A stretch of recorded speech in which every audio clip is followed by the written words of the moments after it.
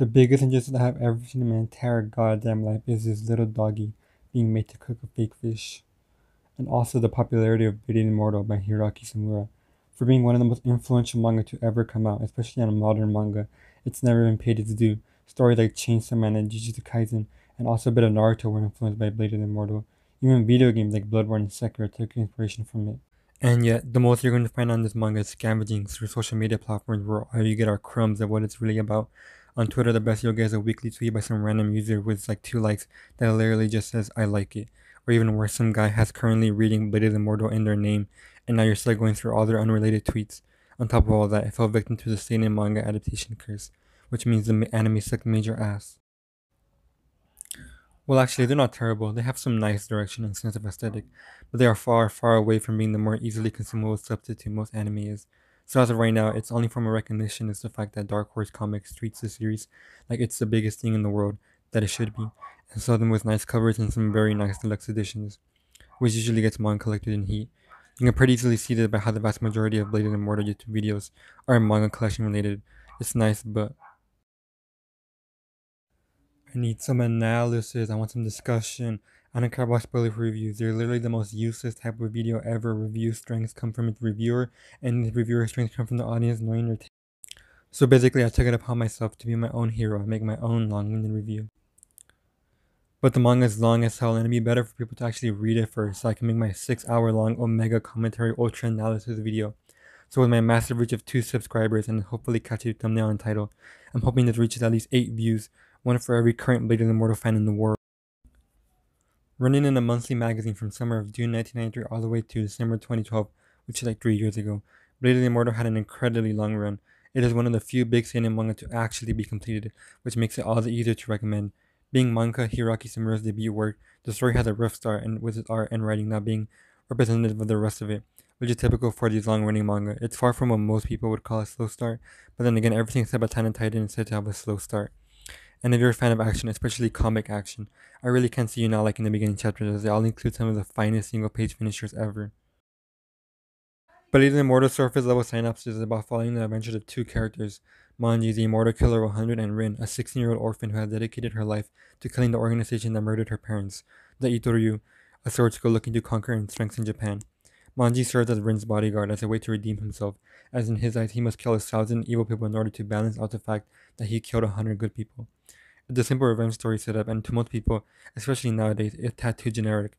But concept isn't everything. In fact, it usually never is. But Blade of the Immortal becomes so much more. A quick little semi-spoiler, but Blade of the Immortal isn't actually 209 chapters long. That number is deceiving.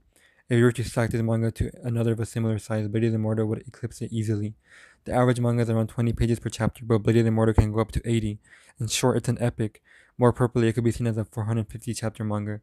I know that will immediately turn some people off, but please, please, please, please, please, for the love of God, trust me that it is worth it. Even if you don't like it as much as me, you will probably still get a lot out of it. This manga will blow whatever expectations you have out of the water. The influence it has on Chainsaw Man especially will become more apparent, and that serves as a hint for any of you. Okay, I give in. This is my first video and my street cred isn't enough to sell on word alone, so I will give the only spoiler in the video. If you are somehow already sold, skip. There is a guy who deflects a flurry of knives by slapping them away with his beard. This is the only thing I'm willing to give out of the story. If this doesn't already sell you, you are mentally unwell. I'm sorry. Moving on. To me, the selling point of Blade of the Immortal would be its art and its moment-to-moment writing. The latter part won't show its full strength in the beginning, and neither will the art, but one has a much stronger show of it than the other. The easiest way to stay engaged in the visual medium is, well, visuals.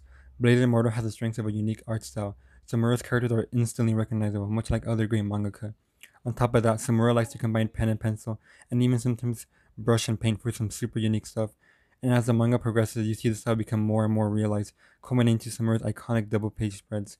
You can thank these for some of Jujutsu Kaisen's and Chainsaw Man's coolest moments, but on the less technically impressive stuff.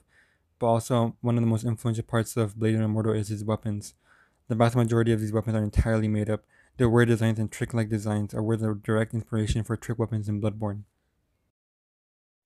As for the moment-to-moment writing, I personally think Blade of the Immortal dialogue is the best in manga, and while the plot of the show can move very slowly, there's always something to keep your interest, whether it be insane action or humor.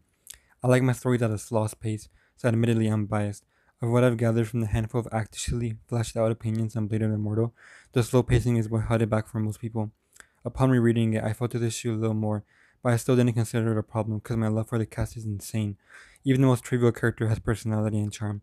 Blade of the Immortal's characters don't lack complexity in the slightest, but even if they did, the great humor and dynamic dialogue and speech will make sure you like the characters regardless. The story has a large cast, but it avoids crowding them together most of the time. If you're really into character dynamics and how many different personalities deal with each other, it hardly gets better than Blade of the Immortal. Blade of the Immortal is hands down my favorite piece of media ever. When you know your taste and I know mine well, you go on a desperate hunt for something that matches what you want, but will also surprise you with new things that you didn't know you like in order to keep it interesting. It's a pipe dream for most of us, but it just so happens to be a miracle that I experienced. I doubt it will be the same for the mass majority of you, but even if a single person has experienced this manga, my job will be well done.